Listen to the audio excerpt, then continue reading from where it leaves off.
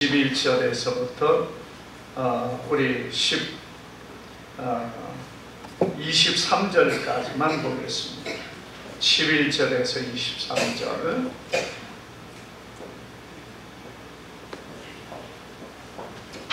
누가복음 15장 11절에서 23절의 그 말씀까지.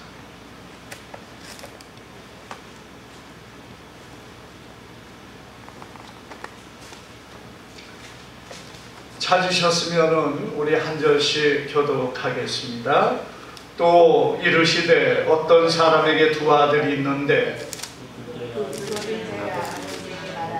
아버지여 제사 중에서 내게 돌아올 빚을 내게 주소서 하는지라. 아버지가 그 살림을 각각 나눠 주었더니 그 후 며칠이 안 되어 둘째 아들이 재물을 다 모아가지고 먼 나라에 가 거기서 허랑방탕하여 그 재산을 낭비하더니 사업생 후 그 나라에 크게 흉년이 들어 그가 비로소 궁핍한지라. 가서 그 나라 백성 중 한 사람에게 붙어 사니 그가 그를 들로 보내어 돼지를 치게 하였는데 그가 돼지 먹는 주여 명예로 배를 채우고자 왜 죽는 자가 없는지라. 이에 스스로 돌이켜 이르되 내 아버지에게는 양식이 풍족한 품꾼이 얼마나 많은가. 나는 여기서 줄여 죽는구나. 내가 일어나 아버지께 가서 이르기를 아버지 내가 하늘과 아버지께 죄를 지었사오니 지금부터는 아버지 아들이라 일컬음을 감당하지 못하겠나이다. 나를 품꾼의 하나로 보소서 하리라 하고 이에 일어나서 아버지께로 돌아가니라. 아직도 거리가 먼데 아버지가 그를 보고 시즌이 여겨 달려가 목을 안고 입을 맞추니 아들이 이르되 아버지 내가 하늘과 아버지께 죄를 지었사오니 지금부터는 아버지 아들이라 일컬음을 감당하지 못하겠나이다 하나 아버지는 종들에게 이르되 제일 좋은 옷을 내어 입히고 손에 가락지를 띄우고 발에 신을 신기라. 그리고 살진 송아지를 끌어다가 잡으라. 우리가 먹고 즐기자. 이는 내 아들은 죽었다가 다시 살아났으며 내가 잃었다가 다시 얻었노라 하니 그들이 즐거워하더라. 아멘. 예, 오늘 이렇게 우리 총동원 전도주일에 참여한 우리 모든 성도님들에게 또 오늘 여기 오신 분들을 환영하며 감사하며 또 우리가 하나님 앞에 예배함으로 주님의 귀한 은혜가 우리 안에 함께하는 이 시간 되기를 축복합니다. 오늘 우리가 이 본문에 보면은 예수님께서 비유로 말씀하신 오늘 이 탕자의 비유입니다. 이 본문에 보면은 어떤 사람에게 두 아들이 있었는데 그 중에 둘째 아들이 아버지에게 이렇게 요구를 합니다. 아버지, 내게 돌아올 분깃을 내게 주소서. 이렇게 하면서 아버지에게 요구를 했습니다. 사실 여러분, 이 내게 돌아올 분깃이라는 것이 뭡니까? 아버지가 죽고 나면은 내가 받을 유산을 먼저 나에게 달라는 것이에요. 사실 아들은 아버지에게 그것을 요구할 권리가 하나도 없습니다. 왜? 아버지가 아직 살아있기 때문에 그렇습니다. 그런데 아버지가 살아있는데 지금 그 아들은 아버지에게 내 분깃을 달라고 요청합니다. 여러분, 이것이 무엇을 보여주고 있습니까? 얼마나 이 둘째 아들이 패역하고 악한가를 보여주고 있다는 것입니다.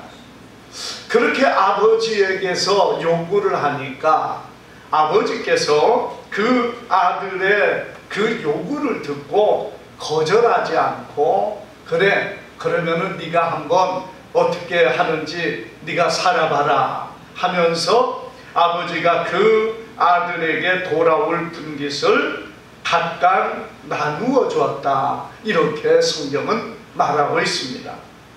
자, 그런데 이 둘째 아들이 아버지에게 받은 그 분깃을 가지고 어떻게 했습니까? 여기에 보니까 그 후 며칠이 안 되어 둘째 아들이 재물을 다 모아가지고 먼 나라로 가서 거기서 살았다, 이렇게 말합니다. 여러분, 아버지가 준 그 많은 돈을 가지고 먼 나라로 갔습니다. 여러분, 왜 먼 나라로 갔을까요? 먼 나라로 가야 아버지의 손에 미치지 않고 아버지의 눈에서 멀어지고 내 마음대로, 내 뜻대로, 내 생각대로 할 수 있을 것 같으니까 먼 나라로 갔다는 것이에요. 그래서 먼 나라로 가니까 어떻게 됩니까? 아버지가 없이 그가 그 먼 나라에 가서 사는데, 여기 말씀 가운데 보니까 그가 허랑방탕하여 그 재산을 낭비하더니 다 없앤 후, 이렇게 말하고 있어요. 자기 생각에 가서, 먼 나라 가서 아버지 없이 평안하고 즐겁고 행복하게 살 것으로 여겼습니다. 그래서 가서 마음껏 자기의 욕심대로 많은 돈을 가지고 자기의 친구들과, 거기에서 만난 많은 친구들과 더불어서 즐기고 재미있게 산다고 살았다는 것입니다. 그런데 결국 어떻게 됩니까? 아무리 많은 돈이 있어도요, 사람이 허랑방탕하면은 얼마 못 갑니다. 우리가 세상에서요, 여러분, 사람들이 제일 원하는 게 뭐냐? 아무 일도 안 하고 버는 돈. 여러분, 그 돈 중에서 최고가 어떤 겁니까? 로또라는 게 있죠. 여러분, 로또라는 것을 사람들이 굉장히 좋아하고 거기에 소망을 거두고 기대를 걸고 살아가는 사람 많습니다. 근데 여러분, 이 로또가 돼가지고 어떤 사람 수십억, 어떤 사람은 수백억을 받으면은 뭐 인생이 펴지고 인생이 행복하고 그의 삶이 정말 좋을 것 같은데, 사실은 그러지 못한 것이 대부분이라는 거예요. 어떤 사람은요, 수백억, 아니 그걸 언제 쓰고 삽니까? 그런데도 사람이 미혹이 되고 무너지고 넘어지려면은 한순간이다라는 겁니다. 여러분, 대부분의 사람들이 로또에 당첨이 돼가지고 수십억, 아니 수백억을 받아도 2, 3년을 못 가고 거의 다 탕진하고 무너지고, 그리고 나중에는 전에보다 더 형편없는 삶을 사는 것을 많은 사람들의 통계를 보면 나옵니다. 여러분, 사람은 그게 최고인 것 같은데 사실 그러지 않더라는 거예요. 결국에 다 무너지고 다 탕진해버리고 다 없애버리는 것이 한순간이더라는 거예요. 여러분, 이 본문 속에 있는 탕자도 동일했습니다. 나가서 자기의 마음대로 살고 자기가 뭔가 할 것처럼 보여졌지만은, 그러나 둘째 아들 그러지 못했다는 겁니다. 결국 모든 것들을 다 잃어버려요. 그거 탕진하는 게 물 빠지듯이, 여러분, 물 흐르듯이 정말 사라져버리고 없어져 버리는 것이 바로 탕진하는 가운데 쓰여지는 돈이라는 것이에요. 결국에 어느 순간에 돌아보니까 아무것도 남은 것이 없습니다. 그렇게 되니까 어떻게 됩니까? 결국 우리가 여기 말씀 가운데 보니까 먹을 것이 없고 입을 것이 없으니까 그 나라의 백성에게 가서 붙여 살았다. 간신히 그 나라 사람에 가서 종살이를 하게 됩니다. 뭔가 얻어먹기 위해서 그 나라 사람에게 가서 종살이를 하면서 이제는 흉년이 들게 되니까 더 이상 먹을 것이 없는 거예요. 그래서 결국 가가지고 산에서 지엽 열매를 따먹으면서 그걸로 배를 채우려고 하는데, 여러분 뭐 지역 열매가 얼마나 막 널려가지고 그거 먹으면 막 배부르는 그런 게 아닙니다.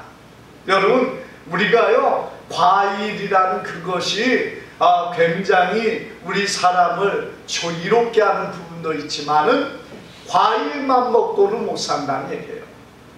그런데 여러분이 지역 열매는 뭐냐? 지역 열매는요 굉장히 작은 그런 열매예요. 그래서 이게 빨갛게 익게 되면은 달기는 좀 다는데 아무리 주워 먹어도 여러분 그 안에 있는 씨밖에 없고 그리고 배가 부르지 않는다는 겁니다. 여러분 우리가 뭘로 막 굶주린 배를 채울 수 있는 그런 뭐가 좀 있어서 그걸 먹어야 되는데 여러분 이렇게 마치 수수처럼 작은 한한 열매가 있는 이 지역 열매 그것도 막 수수같이 뭉텅이로 달린 게 아니고 그렇게 많은 게 아닙니다. 그러니까 가지에서 몇 개 한 움큼 따서 입에 먹지만은 여러분 그러나 그것은 간신히 생명을 유지하기도 힘들 정도로 어려운 가운데 있는 그런 부분이라는 것이에요. 그런데 여러분 이렇게 모든 것을 잃어버린 이 아들이 결국 어떻게 생각합니까? 그가 여기 말씀 가운데 보니까 아버지를 생각하고 돌아오게 됩니다. 우리가 여러분이 이 아들이 아버지를 생각하면서 아버지의 집을 생각하면서 돌아오게 되는데요. 여기 아들이 아버지의 집에 돌아가야 되겠다 이렇게 마음을 먹고 돌아서니까 돌아서서 아버지의 집을 향하여 걸어오는데 멀리서 그 아버지가 그 아들을 보고 그리고 달려가서 그를 끌어안고 그리고 집으로 들이고 그를 깨끗이 씻은 다음에 그 다음에 그에게 좋은 옷을 입히고 손에 가락지를 끼우고 그리고 그에게 송아지를 잡아가지고 잔치를 여는 아버지의 이 기쁜 모습을 우리에게 보여주고 있다는 것입니다. 자 여러분 이 둘째 아들은 자기 뜻대로 모든 것들을 가지고 나가서 마음껏 하면은 잘 살 줄 알았습니다. 잘 될 줄 알았습니다. 그러나 결과는 어떻게 됐습니까?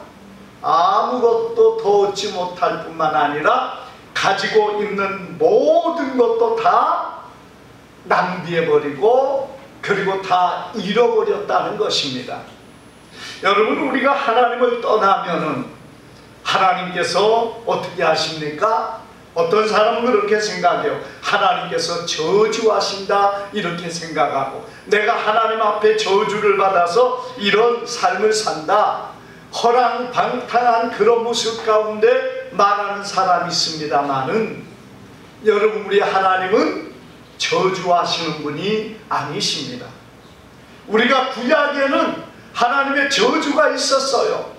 그러나 신약은 하나님께서 자기 아들 예수 그리스도로 말미암아 우리에게 보내주신 다음에는 모든 사람을 향하여 하나님의 저주는 사라진 것을 우리는 기억해야 됩니다. 여러분 하나님은 저주하지 않습니다.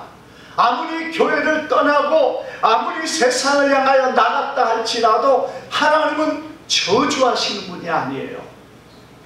하나님의 저주는요 우리가 죽은 다음에 회개하지 않고 영원하게 하나님 앞에 돌이키지 않으면은 그때는 하나님의 저주가 임합니다. 여러분 그러나 우리가 살아있는 동안에는 하나님은 결코 그의 백성들 이 땅의 사람들을 저주하지 않습니다. 그런데 왜 어렵고 왜 힘듭니까? 그것은요 하나님이 그와 함께 하지 아니하시고 하나님께서 그를 보호하지 아니하시고 돕지 아니하시기 때문에 그렇습니다. 우리가 여러분 하나님을 떠났다고 해서 하나님이 저주하는 게 아니라 하나님을 떠났을 때 하나님의 보호하심과 하나님의 도우심이 없기 때문에 자기의 힘으로 세상을 살아가고 자기의 능력으로 세상을 살아가려 하니까 하나님 앞에서 우리가 세상 가운데 살아갈 때 힘들고 어렵고 고통 가운데 들어갈 수밖에 없다는 것입니다. 우리가 여러분 인생은 고해와 같은 곳이라고 말합니다. 여러분 우리가 세상을 살아가는 곳에 세상은 많은 고난이 있고 많은 환난이 있습니다. 그래서 마치 풍랑이는 바다와 같은 곳이 세상이라는 것이에요. 그런데 그런 세상에서 하나님의 도우심을 받지 않는다면 어떻게 되겠습니까? 자기의 힘으로 세상을 이길 힘이 능력이 없다는 것이에요. 오늘 여러분이 본문 속에 보면은 이 둘째 아들이 아버지를 떠나서 내가 내 마음대로 살아보면은 정말 좋을 것 같아요. 이 돈 가지고 내가 사업을 해서 더 불리고 그래서 내 마음대로 하면은 굉장히 부유한 자 행복한 삶이 될 것 같은데 여러분 사람이라는 존재가 그러지 못합니다. 여러분 자기의 탐욕과 욕심으로 더 많은 것을 얻기 위하여 거기에 투자하고 또 때로는 어떤 사람들은 이 미혹과 그리고 유혹에 넘어가서 허랑방탕한 삶을 살게 된다는 것이에요. 결국 어떻게 됩니까? 그는 모든 것을 잃어버리는 삶이 될 수밖에 없다는 겁니다. 아버지와 함께 있을 때는 여러분 그에게 풍족함이 있었습니다. 그러나 아버지를 떠나니까 우리가 세상 가운데 살아가면요 여러분 악한 사단의 세력과 마귀의 역사가 그를 지배하고 그를 괴롭게 하고 그를 무너지게 한다는 것. 우리가 하나님을 떠나는 그 순간부터 누가 그를 지배합니까? 마귀가 그를 지배합니다. 여러분 하나님이 저주하는 게 아니에요. 자기의 힘으로 살겠다 하나님을 떠나는 그 순간 사람은 누가 그를 지배하냐? 마귀와 악한 귀신이 그를 지배하고 그를 유혹한다는 것입니다. 결국에 그의 삶은 피폐하고 세상 가운데 고난 가운데 살 수밖에 없다는 것이에요. 그럼에도 우리 하나님께서는 묵묵히 기다리고 계십니다. 그가 돌아오기를 원하시고 그가 회개하고 하나님 앞에 오기를 원하시고 있다는 겁니다. 자, 오늘 우리가 이 본문에 보면은 그가 이런 극한 어려움 가운데 있을 때에 어떤 생각을 하게 됩니까? 당자는 자신의 잘못을 깨닫고 아버지에게 돌아왔다는 거예요. 자, 이 둘째 아들은 무엇을 깨달았습니까? 자신의 어리석고 미련했고 죄악 가운데 있었다는 것을 깨달은 거예요. 아버지를 떠나고 아버지에게서 많은 것을 가지고 자기가 허랑방탕하고 자기의 욕심대로 살아온 결과 오늘 그는 비참한 자리에 있습니다. 먹을 것이 없어 정말 굶주릴 뿐만 아니라 한순간도 여러분 그의 줄임배를 채울 만한 것을 얻지 못했다는 거예요. 여러분 이것은 무엇을 말합니까? 우리가 하나님을 떠나 세상에 살아갈 때 여러분 죄 가운데 살아가고 어리석은 삶을 살아갈 때에 그의 삶이 이렇게 비천하고 그리고 고통 가운데 살아갈 수밖에 없는 세상이라는 겁니다. 우리는 수많은 질병이 우리를 지배하고 수많은 세상의 어려운 일들이 우리를 괴롭게 합니다. 여러분 하나님은 오늘 이 둘째 아들 같은 우리에게 하나님은 돌아오기를 원하고 있는 것을 믿으시기를 바랍니다. 여러분이 둘째 아들은 그런 환경에서 자신의 어리석은 것을 깨달은 거예요. 내가 아버지를 떠나서 내 마음대로 살고자 했던 그것이 잘못된 것이었다는 것을 깨달은 것입니다. 그래서 결국에 그 아들은 어떻게 생각을 합니까? 여러분, 이 아들은 내가 살 길은 오직 아버지에게 가는 것밖에 없다는 것을 깨닫게 됩니다. 여러분, 우리가 참 이게 중요합니다. 여러분, 죄 가운데 살아가는 사람의 결과는 무엇입니까? 영원한 저주와 멸망의 지옥밖에 없다는 것이에요. 여러분, 그런데 우리가 살 수 있는 길이 뭐냐? 하나님 앞에만이 우리의 살 수 있는 길이 없다는 겁니다. 여러분, 우리가 살 수 있는 길은요, 오직 예수님밖에 없습니다. 왜? 그분만이 우리의 죄와 허물을 담당하셨기 때문에 그렇습니다. 주님이 십자가에 죽으심으로 우리의 모든 죄와 허물을 담당하셨기 때문에 누구든지 예수님 외에는 우리가 하나님의 나라에 들어갈 길이 없는 거예요. 그러니까 여러분, 우리의 살 길을 깨달아야 됩니다. 이 둘째 아들은 다 자기가 애쓰고 노력했지만은 얻은 것이 없고, 그리고 이제는 다 무너지고 굶주리고 먹을 것이 없어 무엇밖에 없습니까? 이제는 죽는 것밖에 없다는 거예요. 우리가 세상에 속한 사람들, 아무리 세상에서 물질적으로 잘 살고 명예를 얻고 권세를 가지고 있다 할지라도 그들의 삶의 마지막은 뭡니까? 영원한 저주의 지옥밖에 그들이 들어갈 곳이 없다는 사실입니다. 그래서 여러분, 이 둘째 아들이 깨달은 거예요. 내 아버지 집에는 있을 곳이 많구나. 먹을 것이 풍족한데 내가 여기서 죽여 죽는구나. 여러분, 우리가 하나님 앞에 돌아오기만 하면은 하나님은 우리의 모든 죄와 허물을 사하여 주시고 우리의 모든 참으로 영원한 저주와 멸망의 자리에 들어가는 자리에서 우리를 구원하여 주시는 분이신 것을 믿으시기를 바랍니다.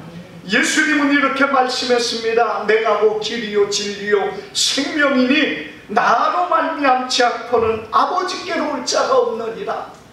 우리 예수님으로 말미암지 않고는 하나님 앞에 올 자가 없고, 우리 예수님으로 말미암지 않고는 천국에 들어갈 사람이 없다는 것입니다. 왜 그렇습니까? 여러분, 우리를 대신하여 우리의 모든 죄를 담당하신 분은 예수님밖에 없기 때문에 그래요. 그 누가 우리의 죄를 대신했습니까? 그 누가 우리의 죄와 허물을 용서할 수 있습니까? 수많은 세상의 성인이라는 사람들이 있습니다. 그러나 그들은 자기가 가지고 있는 죄도 감당하지 못해가지고 참으로 힘들고 고통스러운 삶을 살다가 끝난 사람들이 얼마나 많습니까? 그러나 우리 예수님은 이 땅에 오셔서 우리의 죄와 허물을 담당하시고 우리의 모든 죄를 짊어지셨습니다. 그래서 누구든지 주님을 믿는 자는 죄사함을 얻고 구원을 얻는다고 말씀하고 있는 것입니다. 사랑하는 여러분, 우리가 사도행전 4장 12절에 보면은 다른 이로서는 구원을 얻을 수 없나니 천하 사람 중에 구원을 받을 만한 다른 이름을 우리에게 주신 일이 없습니다. 이렇게 말씀합니다. 여러분, 이 말이 무엇을 말합니까? 우리가 구원을 받을 수 있는 것은 오직 예수님만이다. 오직 예수님만이 우리가 구원받을 수 있는 유일한 길이라는 사실을 말하고 있는 겁니다. 여러분, 그래서 이 둘째 아들은요, 그것을 깨닫고 아버지께로 가는 것만이 사는 길이구나. 아버지께로 가야만이 내가 생명을 얻는구나. 거기 가서 내가 품꾼이라도 할지라도 나는 거기 가서 살겠다고 그가 아버지 앞에 돌아옵니다. 여러분, 아버지에게 돌아오는 것이 얼마나 부끄럽고 그리고 민망하고 참 여러분 얼마나 정말 그러겠습니까? 그런데도 아들은 아버지에게 용기를 얻고 나아갑니다. 우리 아버지는 나를 쫓아내지 않을 거야. 나는 품꾼이라도 좋으니까 가서 밥 한 끼라도 먹으면 내가 살아야 되겠다. 이런 생각을 가지고 아버지에게 나아갑니다. 거짓골을 해가지고요. 여러분 먼데서 오는데 그 아버지가 어떻게 합니까? 여기 성경에 보니까 급히 달려가서 그 아들을 끌어안고 그리고 입을 맞추고 여러분 그 아들을 기뻐하며 그를 데리고 들어왔다 이렇게 말합니다. 여러분 이게 이해가 됩니까? 우리가 아마 여러분 세상적인 물질적인 관계 아래 가득한 사람이나 혹은 여러분 자녀를 양육해 보지 못한 그런 우리 어린 학생들이나 청년들은 사실 이해가 안 될 수 있습니다. 여러분 뭐 그러잖아요. 세상에 아버지의 유산을 가지고 나간 이놈이 그렇게 뻔뻔하게 다시 돌아온다? 그런데 아버지가 막 그를 달려가서 끌어안고 입을 맞추고 그리고 막 기뻐하며 돌아온다? 우리가 자녀가 없는 사람은 그걸 이해하기가 어려운 거예요. 왜? 여러분 자녀가 있다는 것은요, 그 자녀가 얼마나 소중한 존재인지 모릅니다. 돈? 그거 중요한 게 아닙니다. 여러분 부모에게 있어서 자녀는 생명과 같은 존재 아닙니까? 여러분 그렇기 때문에 자녀가 아무리 잘못을 하고 아무리 죄를 범했고 아무리 많은 돈을 탕진했다고 여러분 부모가 야 나는 너를 다시는 안 봐. 서로 처음에는 그렇게 말을 했을지라도 돌아오는 아들을 모르겠다고 내버리는 부모는 없습니다. 여러분 왜? 그건 부모이기 때문에 그렇습니다. 우리가 하나님 앞에 돌아오면은요, 하나님은 우리를 하나님의 자녀가 되기 때문에 여러분 하나님은 누구든지 어떤 사람이든지 하나님은 그를 영접하고 하나님께서 기뻐하신다는 사실을 우리는 기억해야 됩니다. 왜? 하나님은 우리를 사랑하기 때문에 그렇습니다.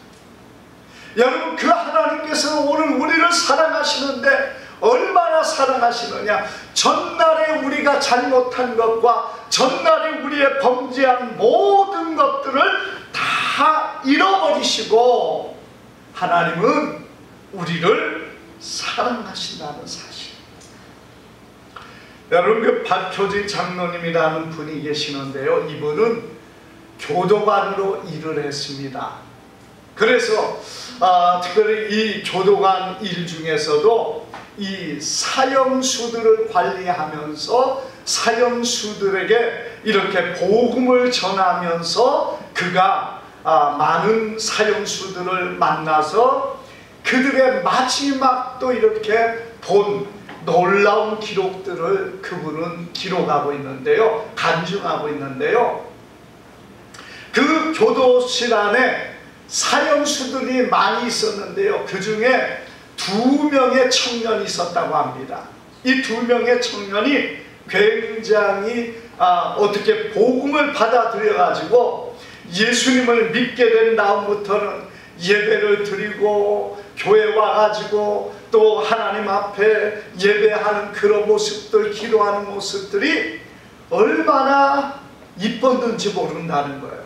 그리고 아직 이 젊은 청년이었기 때문에 20대 후반의 이 청년들이요, 굉장히 그렇게 잘생기고 이쁘고 그런 멋있는 아이들이었, 청년들이었다는 겁니다. 그래서 그 아이들을 보면은 흐뭇한, 참 저렇게 돌이켜서 이렇게 하나님을 섬기기가 정말 좋구나 하는 생각을 가졌다는 겁니다. 그런데 우연히 그들의 기록을 보게 된 때가 있었다는 거예요.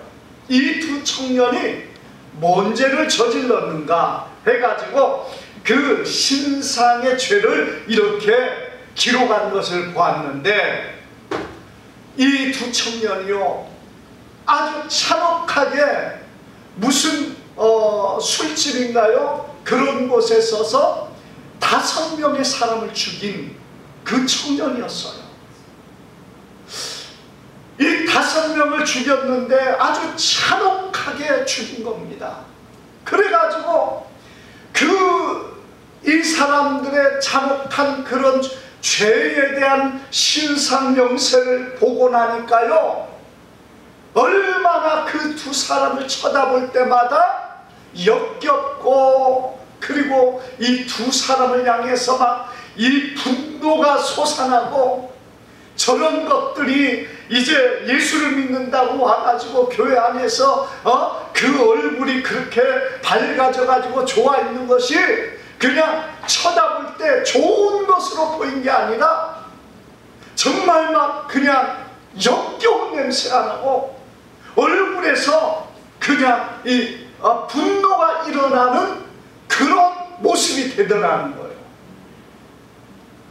그래서 그를 대할 때 옛날처럼 대하지를 못했다는 겁니다. 옛날에 전에는 교회 나올 때 막 반갑게 기쁘게 그를 맞이했는데, 그들의 죄상을 보고 나서는요, 그냥 얼마나 쳐다보는 것 그 자체가 그냥 기분이 상하고 막 분노가 일어나고, 네가 그렇게 사람을 잔혹하게 죽여놓고 이제 와서는 뭐 예수 믿는다고 그러고 있느냐 하면서요, 여러분 그 마음이 그냥 그것 때문에 힘들었다는 거예요.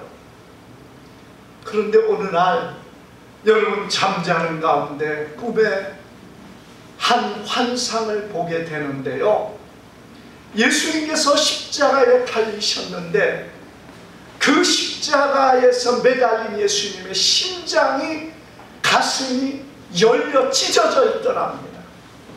그런데 그 안에 예수님의 심장에서 이 심장이 뛰고 있는데 거기에서 피가 흘러나오는데요, 그 피가 흘러나오는 옆에 어린아이 2명이 그 피를 통해서 꿈틀거리면서 그걸 받아먹으면서 생명을 유지해가며 살더라는 거예요. 그런데 그걸 보는 순간에 저 두 아이가 내가 미워하던 그 두 아이구나, 그걸 생각하게 되었다는 겁니다. 그리고 그가 뭘 느꼈느냐, 저렇게 사악하고 추악하고 악한 자도 예수님께서 새롭게 하셔서 새 생명을 그들에게 주었구나. 그러면서 그 장로님이요, 그때부터 예수님이 그를 사랑하시고 그에게 새 생명을 주셨는데 내가 저를 미워하면은 안 되겠구나라는 생각이 들면서 회개가 되고, 그리고 나서 그를 다시 영접해서 그 두 아이를 믿음 안에서 잘 양육했다는 것입니다. 여러분, 이 두 청년이 결국에는 사형장에서 이슬로 사라졌는데요, 그들이 죽기 전에 이런 고백을 했다는 것입니다. 저는 어려서부터 불우한 가정에 태어나서 배우지도 못했고 어려서부터 범죄 조직에 빠져 살다가 아무것도 모르는 가운데 세상의 욕심 가운데 살면서 오늘 이런 죄악을 범하고 내가 이 사형장까지 왔습니다.